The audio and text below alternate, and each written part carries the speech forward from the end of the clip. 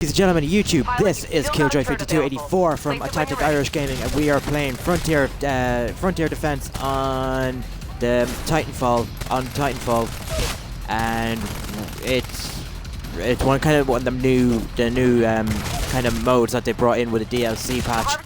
It's actually pretty good. I've been playing it I was playing it pretty much all last night, and I was playing it just for a couple of minutes there today, and I'm actually really enjoying it. You know, it's kind of like Horde if you're in Gears of War, or Firefight if you're in Halo. And it's a co-op thing, so you can either do it with for your friends, or you can actually do it with a couple of random people online, and it's actually a lot of fun. But I'm here today to talk about games that, you know, damn it, games I'm actually kind of looking forward to, and I'm going to talk about remakes as well in this video. I tried to put this video up last night, but for some reason, you see, I'm recording off Twitch, you see, and you know, for some reason it didn't save the gameplay that I actually put up, and I did a little bit of commentary as well on it. So I'm hoping now this one will actually work, praying it actually work. But again, I keep dying now because these suicide specters. Oh wait, no, it was a turret that killed me apparently. Weird. But yeah, they brought in a new kind of spectre. It's called a suicide spectre, where they basically run up and blow up right in your face.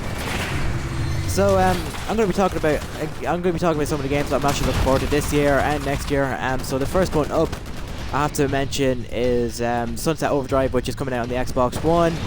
It is made by Insomniac Games, which, if you know anything about Insomniac Games, they're pretty much the reason why I'm gaming today.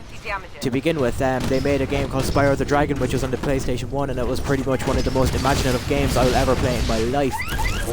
It was one of the very first games that I actually played as well. Now, I've seen gameplay footage of Sunset Overdrive, and it looks a lot of fun. You know, it looks very goofy as well. The fact that people drink an orange kind of drink, and next minute they turn into these zombies, and this guy has to go around and pretty much save the entire city from them. It looks a lot of fun, and it's something different now for next gen, and I'm actually glad that it's not the typical shooter game or a third-person shooter. It's actually a lot of fun. You know, with all the acrobats and all the innovative weapons like the TN Teddy, which I'm definitely looking forward to having a go with. And again, graphics-wise, it looks graphics-wise and gameplay-wise, it looks amazing, and it's definitely one out there. If you're a fan of Spyro the Dragon, you're a fan of Insomniac Games, I recommend it big time picking this game up. So, next game I'm looking forward to this year is WWE 2K15. Now, a lot of you people don't know, I'm a wrestling fan, and I've bought the WWE games every year since Warzone came out on the PlayStation 1. Any new wrestling game I've looked forward to, I've always picked it up and I always enjoyed it. This year's no different. I'm looking forward to the roster that's on it, the fact that you play the Wyatt family are in it. Rollins, Ambrose, Roman Reigns, the Shield, formerly of the Shield. You've the usual lot, John Cena, and The Rock, and Hulk Hogan as well is going to be in it, and Sting as well from old WCW and TNA. Is going to be in it as well. Now, the graphics have been improved now because it's the first WWE game on the next gen console, so I'm looking forward to big time knowing and actually finding out, what the next gen graphics will actually do to a game like WWE 2K15. So, overall, guys, we lost the Harvester. The IMC wins this round. I'm hoping now that it's going to be a decent game. I hope it's not too much like the old WWE. Oh, that's it. Pilot, try again. The Harvester for you. I hope it's not, like the old WWE games, because the old WWE games felt very familiar and very similar each year. So they're bringing in a new thing called Showcase Mode, where they basically take a couple of rivalries from former WWE, from history, from old WWE, from old WWF, and basically they're bringing it into the game. So the two that I know about at the minute are, The Rock versus Stone Cold Steve Austin and Triple H versus Shawn Michaels. So I know there's another couple. I know if you pre-order the game, you get John Cena versus CM Punk as DLC, which would be one that I'd be more interested in.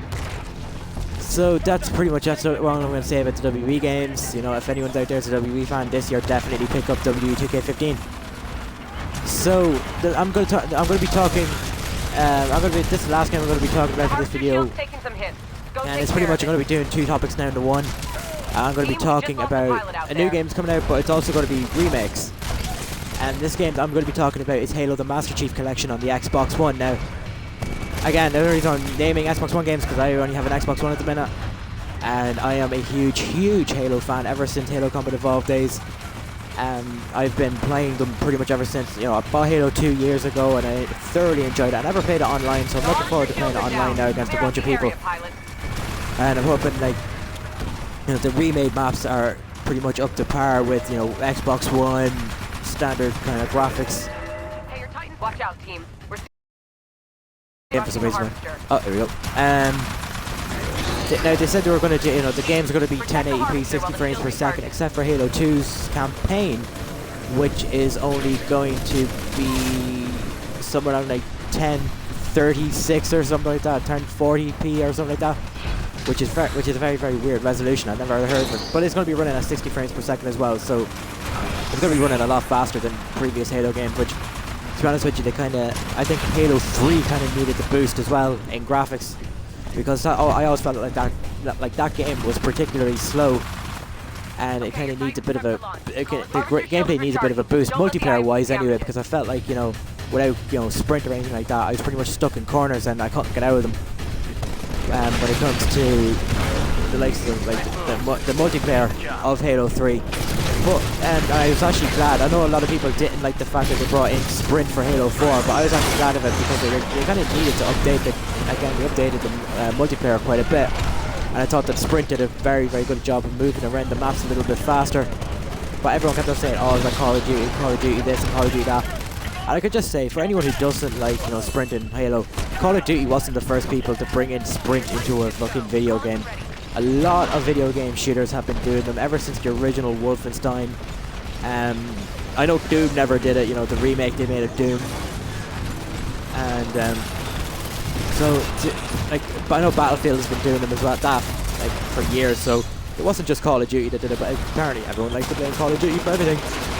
So I'm looking forward to Halo, and I'm hoping now that whoever's watching this, if you're actually getting it yourselves, you know, jump your gamer tag down in the comments below and I can add you so we can have a game together maybe sometime.